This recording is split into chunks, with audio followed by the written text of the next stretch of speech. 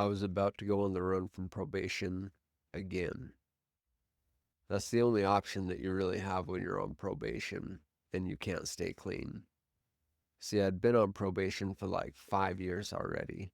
I'd seen at least a dozen of the therapists and counselors. I'd tried pills and all of their shit.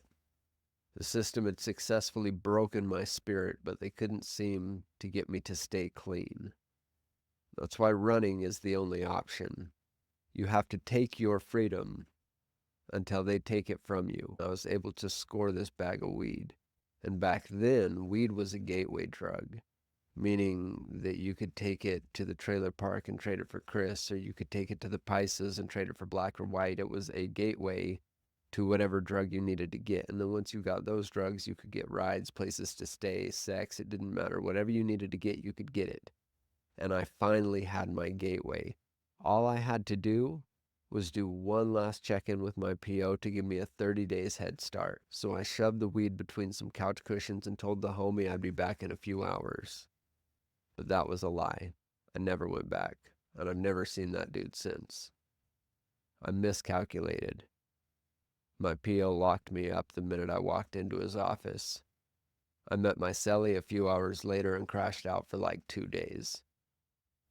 When I woke up and realized where I was, I found out that my PO had enrolled me into this like hardcore last-ditch effort program. It was 6 months of intensive treatment in the jail every single day, and then you got out and had 6 months of intensive zero-tolerance probation on the outs. But it was only 1 year. 1 fucking year, and you were free. And so I was in. I knew all I had to do was shut up. Just jump through the hoops, do what I was told, and then I could live my life. Get as high as I wanted. My body, my choices, they say today. So the minute a bed opens up in the program, I get in and I tell them what they want to hear. I already know how to do time. I already know how to do counseling. The jail portion was pretty easy. Once it got to the outs, it was a little bit different. That's when I got assigned to my brand new state-appointed thought police counselor, who I was to report to every 2 weeks and talk about my feelings. So I showed up and gave him the exact same script, but we just talked. There was no outcome. We just chopped it up. I started to handle drugs as I was on probation, and I got this weird vibe from him, and so I told him, and it kind of felt good, and we just chopped it up. He didn't rat on me. He wasn't really part of the system that I was fighting. And so I then told him that I was crushing on this girl. The only problem was she was strung out on meth. And then we talked some more when I told him that I'd knocked her up. We talked when I graduated probation. And then we talked some more when I told him I got high the next day. We talked about me becoming a dad, sticking around and supporting a family. And then we talked some more as I broke a lot of the cycles that were preventing me from doing that. We talked about being a victim and just scraping by, or standing up and making shit happen like I did when I was using. And then we talked some more when I took the step from being an employee to a small business owner. And now, almost a decade since that probation, me and him are still here chopping it up. Now, the conversation that you're about to see was actually over 3 hours long, but for your time, I have edited it down to just the points that made the most impact on me when I was stuck. My guest is going to take a radically different approach to the counseling that you thought you knew, and what you hear may surprise you, but I want you to know I am living proof that it is effective, and the key word there is living. But before we begin, I have 2 quick points. First, because I am a former patient, I am waiving my privilege to confidentiality, as that would hinder his ability to speak freely in this interview about our experience. And second, this video is being made to educate, inspire, and challenge your current views on addiction and addiction treatment. This is not to sell you something or market professional services. I am not endorsing my guest nor his services. I am endorsing his message, his philosophy, and his overall approach to treatment because it has had an immense impact on my life, and I believe that it can have one on yours as well. So without further ado, please enjoy my conversation with my guest and dear friend, Dr. Brett Bartruff. I always kind of felt like you're taking me from my choice. Right. So first, your people are going to come and lock me up. Mm-hmm. They're going to say, we're at war with you, and now you're going to fix me. Mm-hmm. You know, you can't point guns at someone because you want to fix them. Right. I'd always carried that mentality that you guys were the mental control. Uh-huh. You know, the cops come and take my body, but they're eventually going to let me out because they don't have enough cells to keep all of us in there for that long. And how are they going to keep control after they let us out? Mm-hmm. Well, they're going to send us into, you know, the mind people. Right. And they're going to kind of break us down in that way. And I'd always seen it as totally my enemy. I had professionals that I wanted to cause violence to. Uh-huh. You know, some of them made me so mad it was just a conflict all the time. Right. And I really think that that's where it is for a lot of our people that are out there and trying to get help, Mm-hmm. trying to do something that's going to get them to that next point, but then getting stuck in this, you need to go to counseling, the counseling doesn't work, and then you feel like, well, fuck. Yeah. You know what I mean? Now what? Right. You know, the only option didn't work for me, so fuck it, I guess we just ride it till the wheels fall off. Yeah. I think it's also important to point out multiple phases that you went through with treatment, and not just the phase of like, I'm resistant towards this, like they're just trying to control me mentally. But you for sure, prior to working with me, went through a phase that was like vitally important before entering my office that you need to go through, where you were like invested in the system. You were like, I will try to do whatever you Right. tell me. There were counselors that you worked with that you had respect for, that treated you, were good people. And you were like, I'll do whatever you say. I'll follow the steps. I have to be doing this wrong. I don't know why, but whatever it is, just tell me what to do, and what you tell me, I'm going to do. You had periods where you did that, and it still didn't work. It still was Right. not the answer. Well, and that's what I think was so crucial is, you know, I started out fighting it. It was a system that was at war with me, and then they broke me. Mm-hmm. You know, they let me out, they caught me again. Mm-hmm. And after a while, it was like I lost touch of the rest of reality. Mm-hmm. It was like, okay, I'm going to get out, I'm going to hit the streets, I'm going to get high until they come and take me again. And once I started to want out of that cycle, I did. I put my whole heart, my whole trust. I mean, it was like, hey, you guys have broken me, rebuild me. Right. Right. You know, and it seemed like the breaking went really well. That was fine tuned. I mean, they didn't miss a beat when it came to tearing me apart. Mm-hmm. But then when it came time to like, okay, now I'm ready to have a life that's worth living sober for, Uh-huh. it was just a blank stare. Yeah. You know, it was like, look, you've got problems and we're here to fix them. It's like, okay, well, then what? Right. You know, Right. then what? Because that's it. Oh, you get to that point, now just do whatever we say and you'll be fine. And that model seems to work when people are in care in really intensive environments, like really get a lot of care or under a lot of legal scrutiny. It seems to work. But eventually, absolutely, there needs to be more. Do you wanted life to be different? You didn't know what the fuck that meant to be different, or how to get there. Like when I start working with people that are in earlier stages of treatment than when I met you, it takes a long time to get to that same spot. We do a lot of work to get there. So like you and I got to hit the ground really running, because I was like, you don't know how to get there? Neither do I. Like, Right. I don't have the answer. I Right. don't have your answer.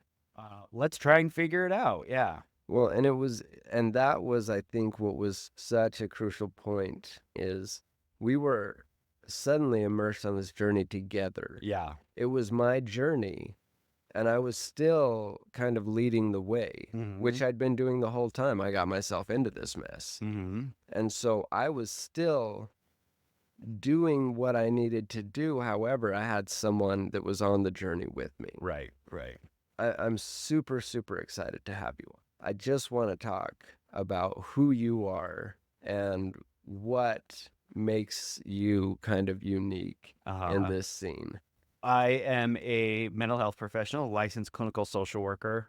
Been doing this for 10 years now. After working for a few years, I went back to school and got a doctorate. So I have a doctorate in clinical social work as well. Where did you get your doctorate from? From Penn, University of Pennsylvania in Philadelphia. Penn is the only Ivy League network with a DSW program. There's not a ton of people with what's called a doctor of social work, but my degree specifically about practice-based research. So yes, I do have some education. The fact that you're a doctor and you went to school to be a doctor and you're taking patients in the same way that doctors that, fix broken bones. Yeah. I think that's the paradigm shift we have to make. Like in Western culture, primarily, the term doctor originates and actually means to educate, like as an educator, not necessarily a fixer or a healer even, which I prescribe to that more. So I view my role is to help educate people. People that use drugs are amazing, amazing, strong human beings. And anybody that lands up on the couch across from me is a strong, powerful survivor that has accomplished some things most people that have not dealt with addiction would never understand. The strength that they have to even be sitting in that spot. And instead of trying to just focus on the parts that are painful and hurt and are not working or causing dysfunction, what has worked? Something's really worked for you to be here today. And we're going to do more of that. I don't know what the right way is. And knowing that if you slip off the side of that cliff, that metaphorical cliff, and have to climb all the way back up it, that's your choice. And no, not only is it your choice, I find comfort in knowing once you get back up off that cliff that you've gained more strength from that, what others would see as failure. Right. No, and I love that. You can make a decision, stick by it, land 30 feet below, and then just do that slow grind all the way back up. Right. I like to think all my years of education and experience have helped me to be that guide a little better than I used to be. But there's other people that you can access for free. That can be books, it can be religion, it can be volunteer work, it can be starting your own business, it can be a million different things. And your job is to try and find what's going to be most effective at help. What resources do I have in my life, and how do I gravitate towards those that will help me pursue that more? And finding people that have less bias, systems that have less bias around that whole understanding, that whole paradigm will help you more.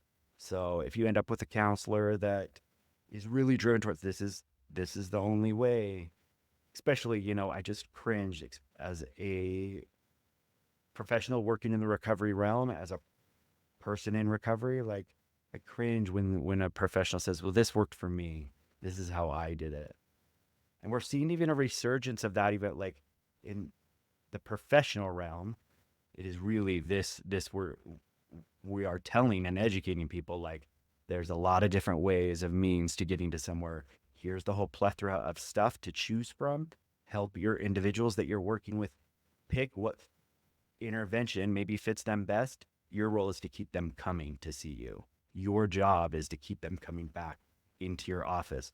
But there's this whole like industry of coaching, life coaches, professional coaches, like there's even recovery coaches that like there is some of that resurgence of like this worked for me and I'm gonna sell it to you. Like Well, and that is such a great sales pitch, absolutely, right? like Especially to hopeless people. absolutely. Here's a real story and we connect on that, right? You understand the hard times and you've got the problem. Well, guess what? I found the solution. Right. Just look at me now.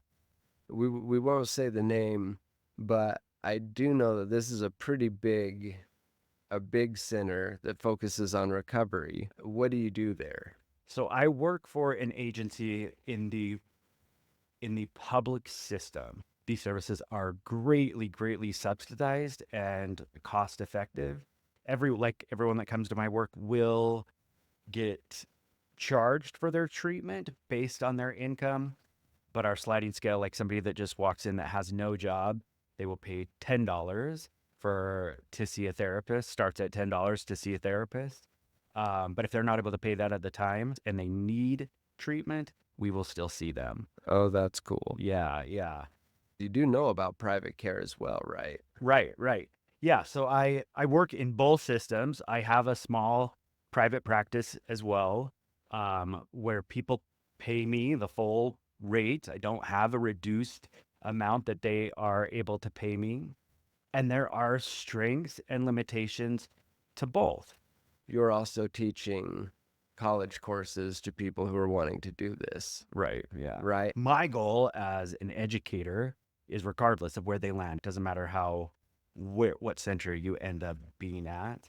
It doesn't matter who lands in front of you and where you are sitting. Like, this is a human being and you need to see that first. I went through a significant addiction and got into recovery at 25 years old. I actually went to inpatient rehab at the agency that I work at now. So yeah, that's a huge part of informing what I do. I think for some people that are really driven and passionate about recovery work because they're overcoming their own addiction issues. And I mean, absolutely, that is part of my experience. But I think my addictive experience informed me about that individuality that each of us come into recovery seeking, and that it can't be scripted. So when I got into a system and looked around and saw, oh, this is like some cookie cutter shit that like if you don't fit within this and say you're going to do this and this, then you're going to fail. You will not succeed. It never worked for me. Conformity is just not possible. That is a limitation for me, like being told I have to conform to something. 100%. So I just got to piece together like what works for me. Yeah. Yeah, I'd say that really informs my recovery wellness, whatever evolves over time. That has been like probably the core guiding value that maintains the same. Has that had a big impact on how you do treatment? Absolutely. It's evolved and changed and grown and progressed. Um, and then as my own personal recovery evolves and grows, it informs my practice and what I'm doing even more. Absolutely. I've been times in my life where I was a traditional recoveryist person, 12-step meetings every day, every 5 days out of the week, um, doing service for 12-step communities, really involved in that. And that was really super meaningful to me at the time. And there's times in my life where I have no like recovery-based, community-based meetings, 12-step meetings. Uh, and I'll actually like not say one is better than the other. They both have just served different purposes in my life. But the strongest I have ever felt in my recovery has been times that I have not been doing traditional prescribed recovery programming. On this podcast, I don't want to call it shit talk, but I haven't painted the treatment recovery industry in a positive light because I see them as ultimately failing? And am I misjudging this? Is there a relatively high success rate and I'm just not seeing all the good stories and focused on the bad? Or is it actually something that isn't working well? You are right. The treatment industry has been as much of, if not fully responsible for, a lot of the problems with addiction and the public's conception of people in addiction, all of the stigma that goes along with that. Like, the treatment industry has just been just as responsible for perpetuating that, and the way that it talks about people in addiction, the way that it talks about the services that it provides. um, that cycle of trying to keep control over people and finding out what's best for them, thinking we know what's best for them. Um, we hear a lot and talk a lot about, why are we incarcerating people for non-violent drug-related offenses? Or, why are we incarcerating people for even violent offenses that are clearly related to their addiction? um, the treatment industry has really been an integral part of creating and perpetuating all of that. That's actually crazy. And I'd like to go into that a little bit more because from my perspective, being the one that's always been in jail and homeless and on the streets and begging people for money when they just wanted me to go away, I've always felt that I was like the cockroach Mm-hmm. in society. No matter what, society sees me, the homeless addict, as the problem. And so to think that especially someone in your position could come and say that you have maybe helped with the cockroach problem. Mm-hmm. I mean, what sort of things are going on there? The problem with why that has happened is because of the best of intentions, the very best of intentions. Hmm. Everybody wants the same goal of people being happy, successful, have meaningful relationships. Part of the problem is that we think what is best for us and what success looks like for me is what it needs to look like for everybody else. Everybody wants their own personal freedoms, wants their ability to make their own choice, and really, really believe in that value until it comes to somebody else's freedom.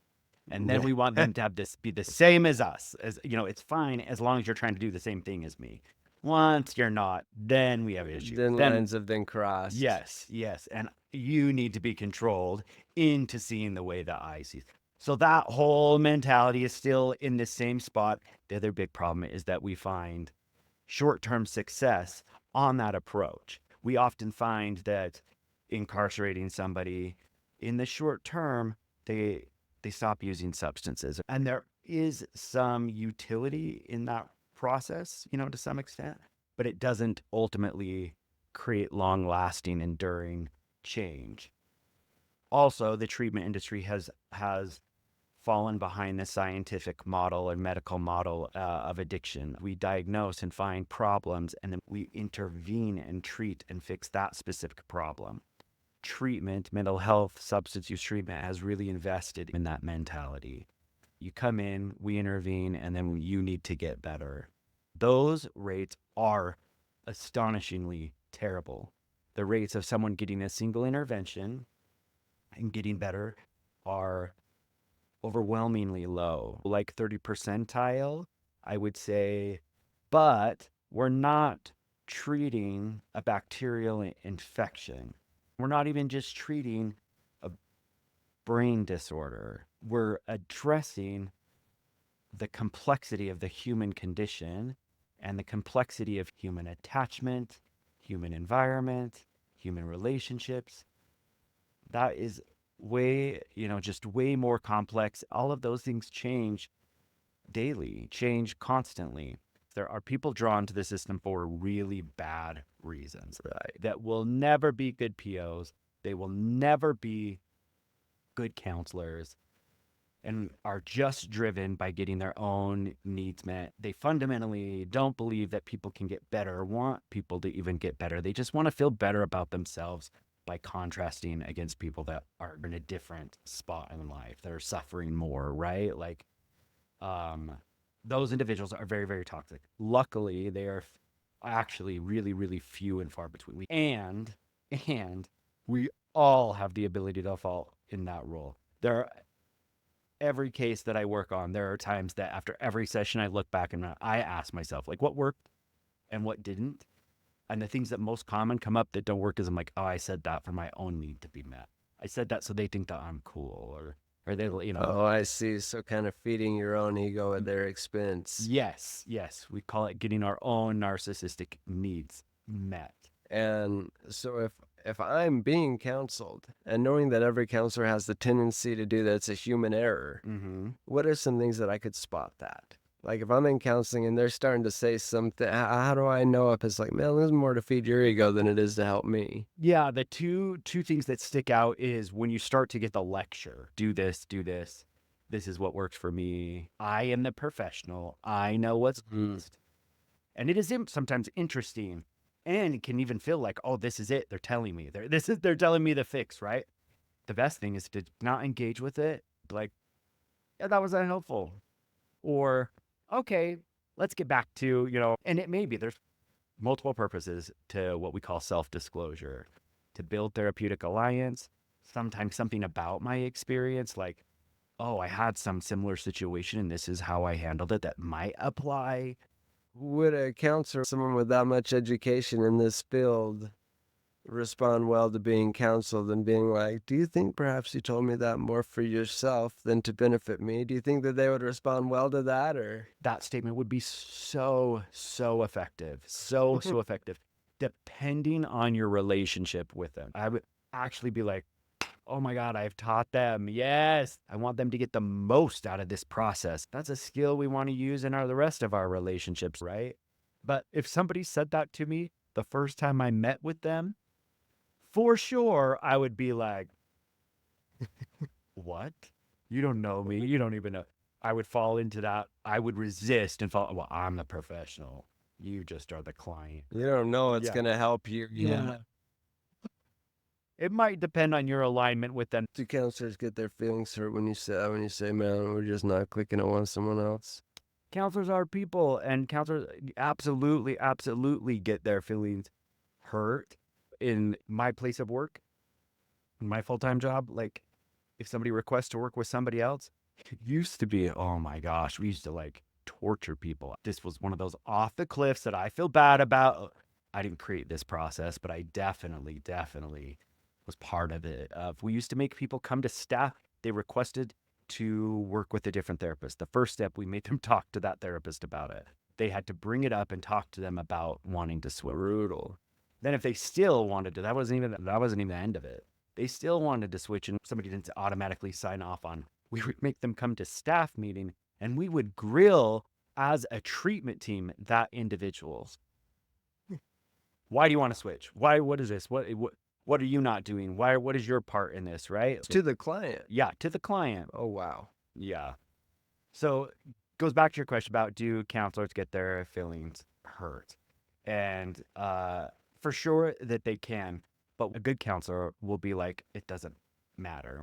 My feelings aren't what are important here, and they aren't guiding the direction that we need to be going. So um every counselor, every therapist has had somebody that has requested not to work and even said nasty things about them. And it's really not even about them. And a good counselor will be like, okay, this isn't about me. This is about what is best for them and be happy for that person. I mean, I have worked with people from such a huge variety of the spectrum of individuals in our culture, like politically conservative to ultra liberal and super religious to not religious. And, in my own life, I fall at different degrees of those spectrums. And I've worked with people at all areas. And that's usually the things that we get hung up on. It's like how they respond to us, how they ask us questions. Depending upon the person I'm with, I've changed the language that I use, right? Like I may even change like how I sit or my pot, but like to meet their needs so that they'll continue engaging with me. Not changing these fundamental parts of who I am and my value system, just adjusting to make them more comfortable. A good clinician should be doing that. And there's a lot we can do to keep people engaged with us. There's never, something I can say that is just someone's going to walk in and be like, oh, I feel so much better. And therapy is about, I'm sure I've experienced in my own therapy, those aha moments. Like, Yeah. generally, your therapist never plans those. Like, your therapist is not, and most of the time, it's actually not something actually what they said, but what you thought about what they said. Right. What you took that they're just kind of sitting in the back like, "Oh, I'm glad that worked for you," Yeah, kind of yeah. thing. When we look at, and there's not a lot of studies that have yet to be done looking at addiction over a long period of time. Most shorter term studies show the same kind of rates for self-help care as professional intervention, around 40%. Yeah, they're all Interesting. showing about the same rates. But this study was like a paradigm shift because it had such, and I can't remember the overall percentage of people that got better, but it was quite a bit. And the difference is that they looked at people over a long period of time. Over a longer period of time, people will need different levels of support, different levels of intervention, different levels of maybe self-help. But in the long run, that most people actually do get better.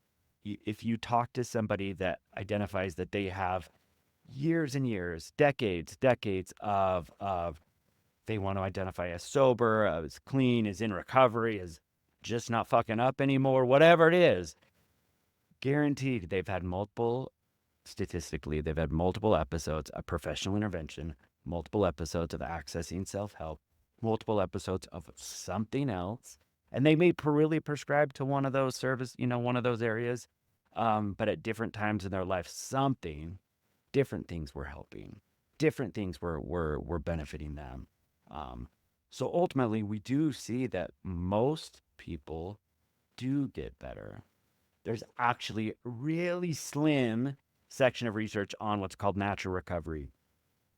It's hard to research because it's literally doing nothing. Hmm. There is no variable that's an intervention that does something, which all the scientific models, built around is we study prior to doing something. We see a baseline of what's happening, what's going on. We provide some sort of variable, some sort of intervention, something, and then as a test and see what happens after. Right? This is just watching people over a long period of time. Um, there's a lot of people that get better with no intervention. They call natural recovery, and they don't know good numbers on how many people that is, but we do know there's a far overwhelming amount of people that actually would qualify for a substance use disorder at some point in their life that never have it identified, never admit it to themselves, but it's having some impairment in their life that get better with no help, with no going to meetings, no seeking out a therapist. I would venture to say they're probably making some changes in their life, right? Right. Like they're getting some support. It's just not the support that we have centered our paradigm around thinking is needed. And what we're really looking at is during addiction rewires our brains. It short circuits the prefrontal cortex of our brains and bypasses the part that really makes us human beings. But it's just not the whole truth. Like in actuality, often the goals of recovery, the goals of sobriety, the goals of wellness is the same goals that you had, like the same goal you were trying to achieve in addiction, right? The drugs really worked for a time for you to be happy and feel purpose and meaning and have relationships. Wellness is the same exact goals. I just want to be happy, feel like I have control and purpose over my life. Important to me is I'm resisting against something. The system, the standard way things are done, not using those substances that were controlling my life before, like, is the same goal I was trying to achieve by using them. Right. No, well, and I totally 100% agree. Us and our people as addicts eventually took this leap of faith because we wanted something more Mm. or something was missing. But either way, we took a bold action to get something that we needed and we got it. Mm-hmm. And then once we got it, we got stuck in it, and then we eventually need to do something else to get the same thing. Right. Right. So the journey continues. Is there a way to identify, even though you're not out of the woods yet, am I making progress with this? Yeah. Yeah. Absolutely. Absolutely. Um, and where you have to like probably start is identifying your own goal. And that can be super scary for people. There was a point for sure that I had no idea what I wanted to do in life, and that was terrifying. What's your plan? What do you want? Oh, yeah. Like, you're just setting me up to, I don't want anything. I don't want it. And so, if you can even flip that to be like, well, what don't I want? What is in my life right now that I don't want? And work with that. If it's, I just keep getting arrested, I still, even if your goal is like I still want to use substances. I'm going to. That's the reality that I live in. And I'm going to use this specific substance. How can you reduce the likelihood of you being back in that spot, whether it's like back in jail or waking up in the hospital after an OD or back in detox? Like, um, what are ways that you can reduce the likelihood of that happening? We've talked about this kind of being you getting what you want, this being a journey and everything. It just makes sense to me in line with us saying that there's different goals, Mm-hmm. right? If everyone picked their own goal and then the professionals actually provided different ways to hit each one of these individual goals. But then what if those goals didn't conform to sobriety? Yeah. Right. So if my goal as a drug addict is to just not go back to jail, Mm-hmm. but I'm definitely not trying to be sober, Mm-hmm. how do you manage that as far as a success basis with recovery in general? Yeah. Good question. And I love that because there are plenty of individuals who that is their goal is literally just get out of the system. They don't want to go to jail. They don't want to be on paper. They want to actually remove those things so they could access substances even more. It's not my place to say that shouldn't be your goal or that isn't even important or that you're like living that life isn't meaningful. If that is somebody's ultimate goal, I 100% invest in them achieving that. Well, okay, we're going to get there, but we got to play by some of these rules that aren't immediately going to get you to that goal, but are going to, in the long run, are going to get you back there, going to get you close to there. So you can't be on probation and get off probation using drugs every day, right? Like, Right. if you are on probation for a drug related charge, and all of my practice still falls within legal and ethical guidelines.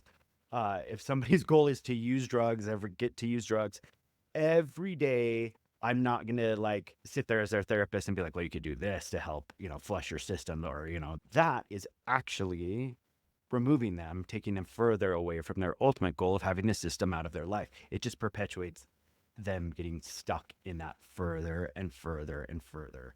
So, part of getting to anything that we want in life is like having to learn how to play that game. Just like in the dope world, there was a set of rules you abided by to get what you wanted. Right. And even if it meant like giving up your personal freedom, some of your freedoms or some of your reasons, you would do that thing. It's the same process. So, well, you have to get through probation. You have to meet these conditions.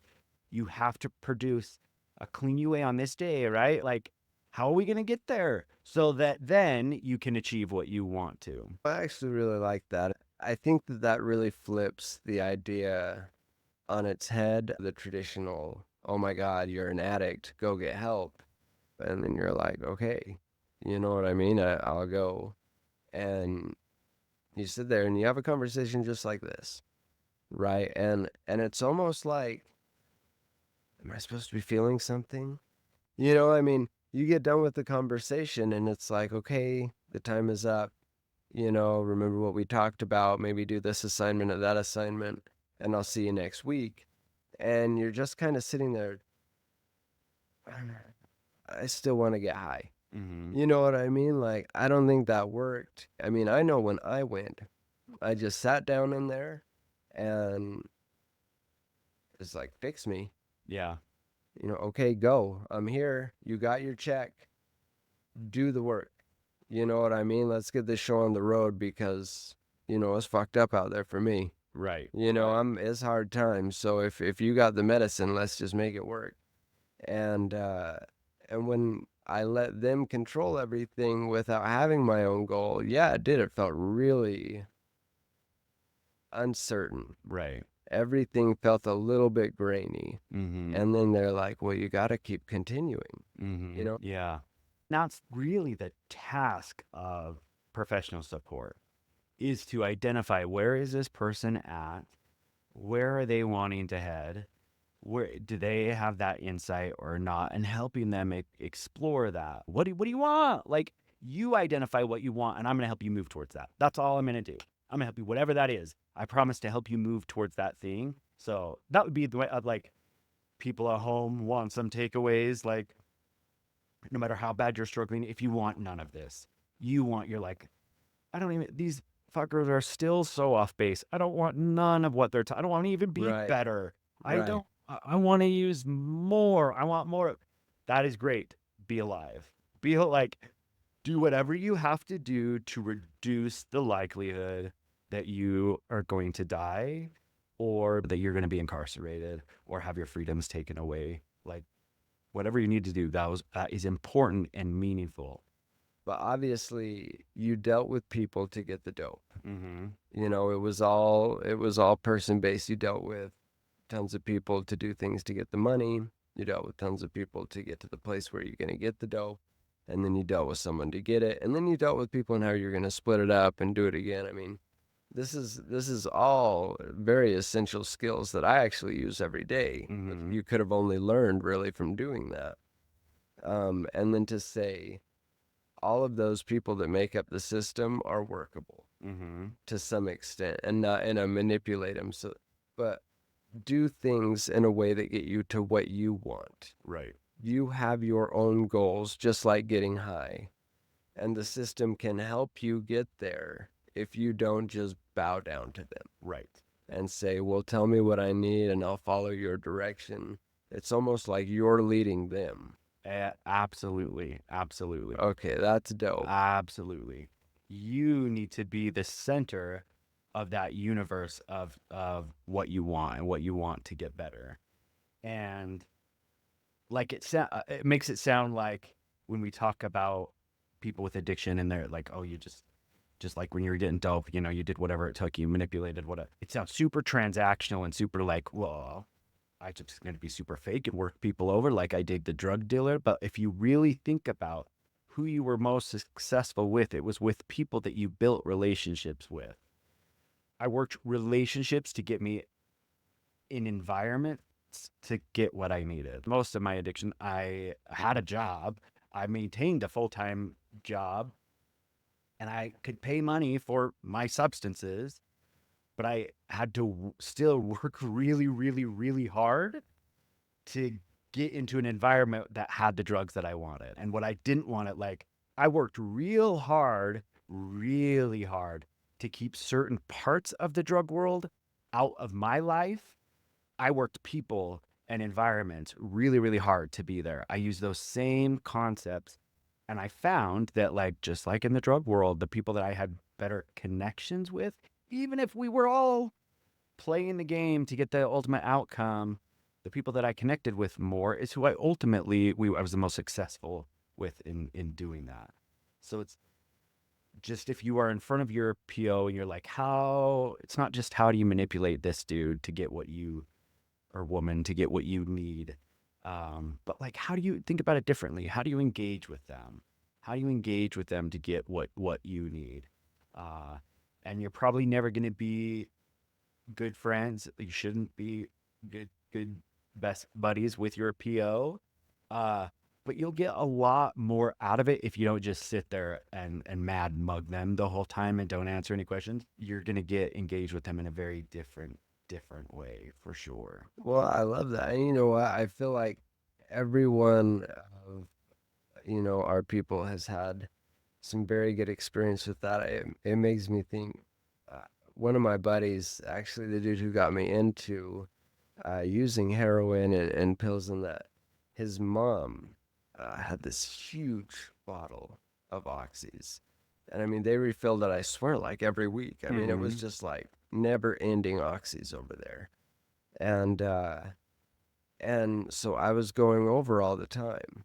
And I mean, she was cool. She was down with it. She kind of knew the drill, but at the same time, she was like old fashioned. Mm-hmm. She was like, "Oh, well, I'm glad you're here. I could use some help doing this or doing that, or I have to go shopping." And so I would be happy to like help or do whatever I could. But at the end of the day, like I'm doing all those things because I need her pills, Mm-hmm. right? And I'm getting sicker. The more things that we have to do prior to her just giving me some pills, and I can't tell her Mm-hmm. because she's a sweet older lady and she needs some help around the house.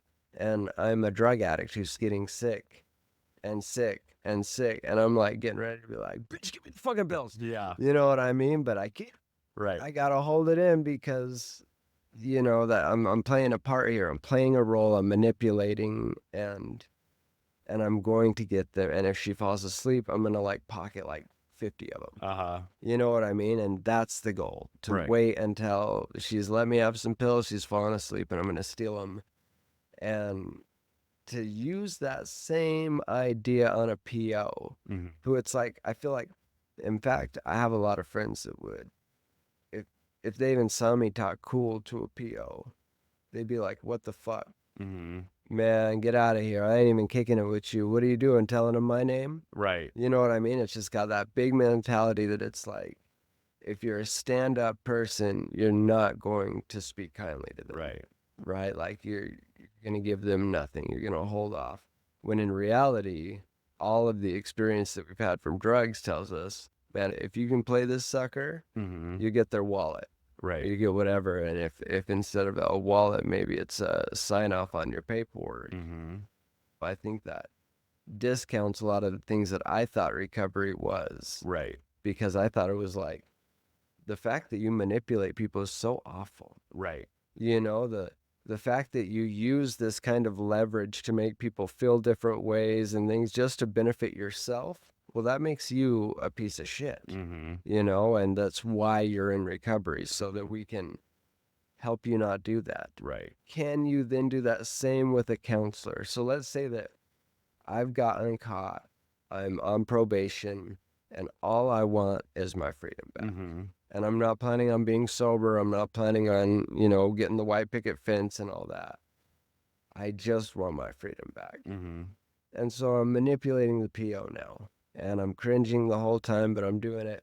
Now I'm playing that PO because that PO doesn't give a shit about me. Mm-hmm. That PO has a job to do. I'm one of the many names on his list. And should I go against that, he's going to come down on me just like he would anyone else. Yeah. But a therapist is in a little bit of a different spot, Mm-hmm. right? They're actually reading into, you can't really manipulate someone that's digging into your childhood and things like that as easily. So I almost feel like it's not manipulating your counselor, Right. but actually, if my goal was just to get freedom, how could I use a counselor to do that? Mm-hmm. With a counselor, that same process, because you have to get where you want to be, to have your counselor be in the role that they need to be, not leading, not guiding, but making the tank water murky, helping you feel around for that.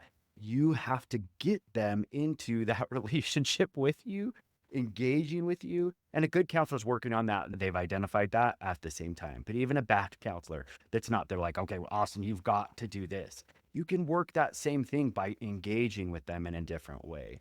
By playing along with, okay, I've been in therapy for 5 years. What's it going to hurt to do it and actually kind of invest in it a little bit this time? Like, what is it going to cost you?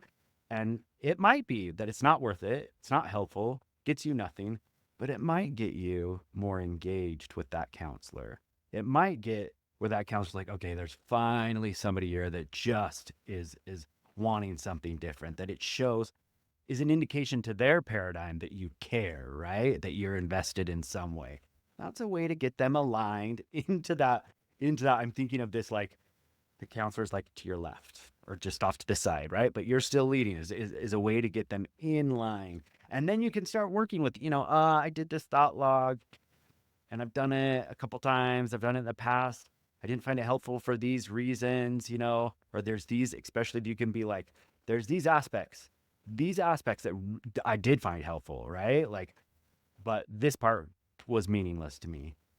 Then they're going to be like, okay, you're not just blowing smoke up my ass, or you're not just trying to get out of this assignment, or you just don't want to not do anything, but like actually be like, oh, okay, well, this worked. Let's do more of this. And I love how you said, like, the way I interpret it is if you're a hustler and you know how to manipulate people and you know how to work systems to get things that you want, which hopefully everyone in the audience is like, yeah, I can do that. There are plenty of people who part of their addiction to get what they needed, committed crimes to do so, stole from retail places, committed financial crimes, embezzled money, that now work to teach the fraud industry how to catch those, to improve their security systems to prevent people, from losing money, from losing product.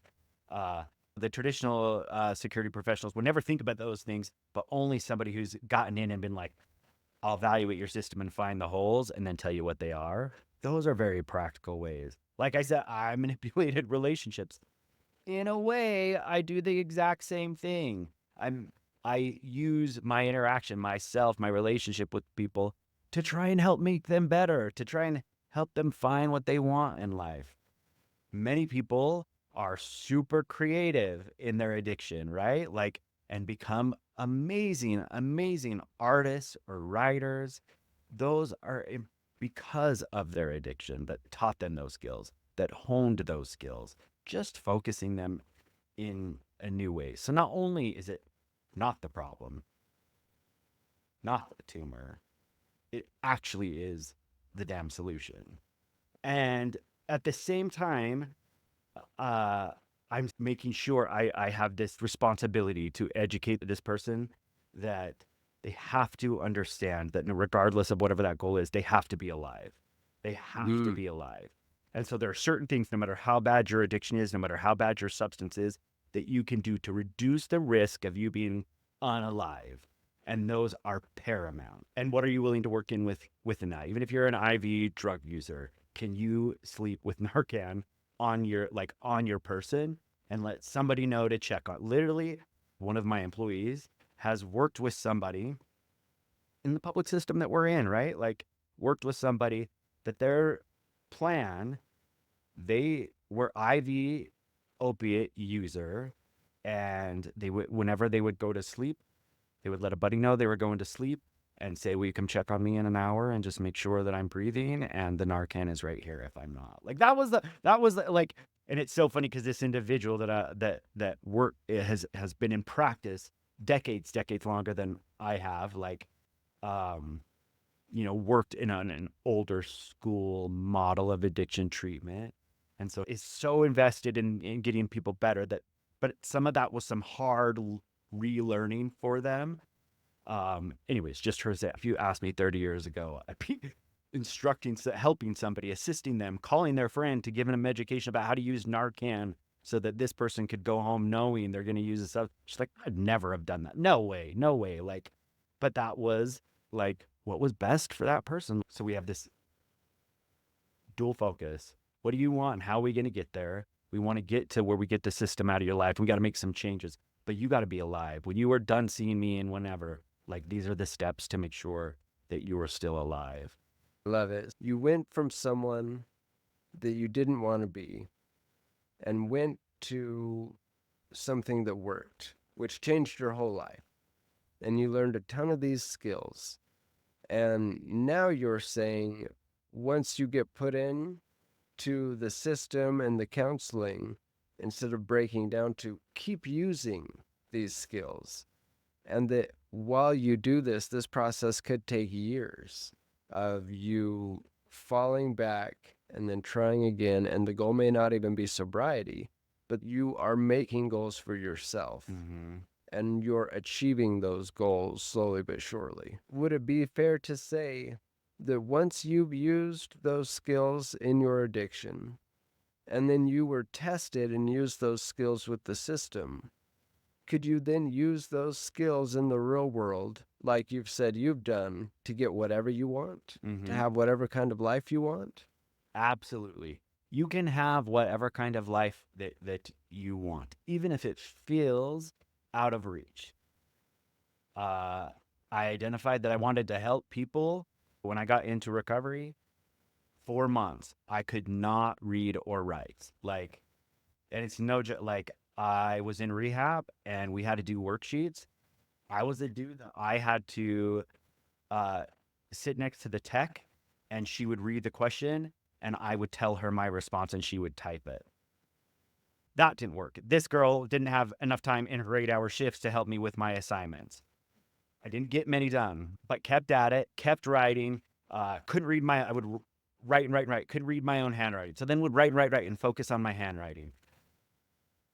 College never felt like it was in the cards for me.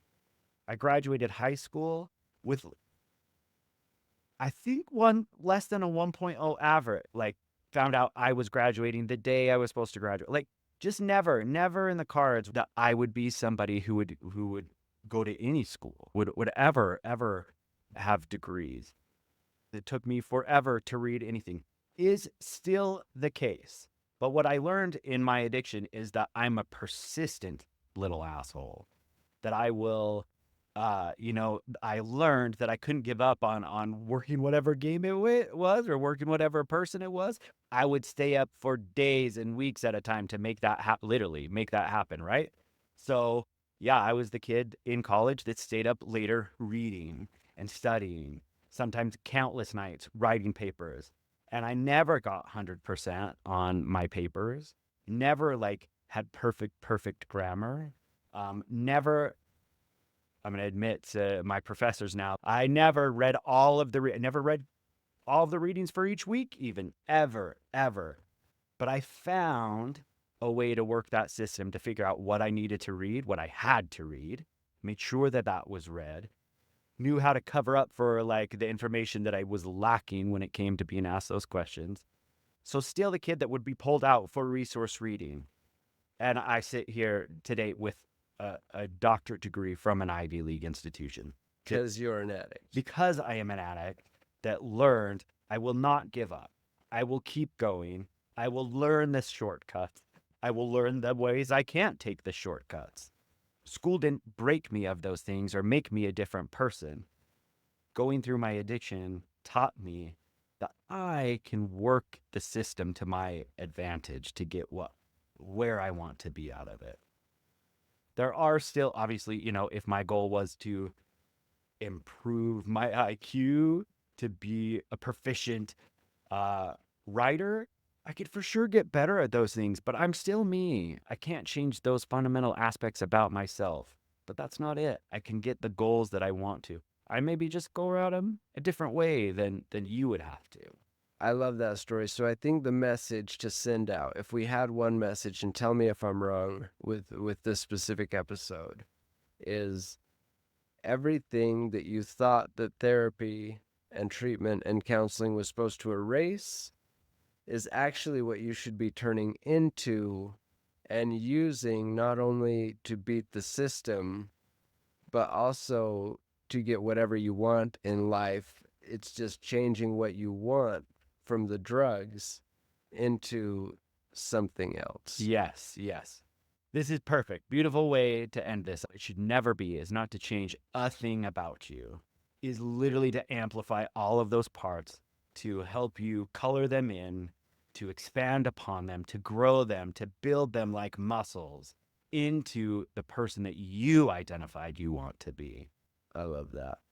In conclusion, if you're on the fence with recovery, what do you do?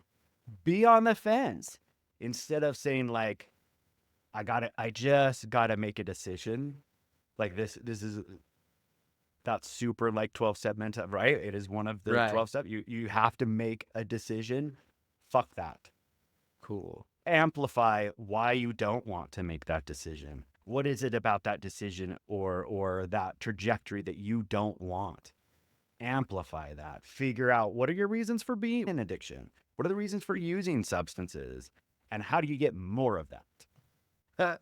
Love it, dude. We have got to do this a lot more often. For sure. For sure. Thank you for coming on. Thanks for having me. This is super great. Super great. Right on. See you, brother. Okay.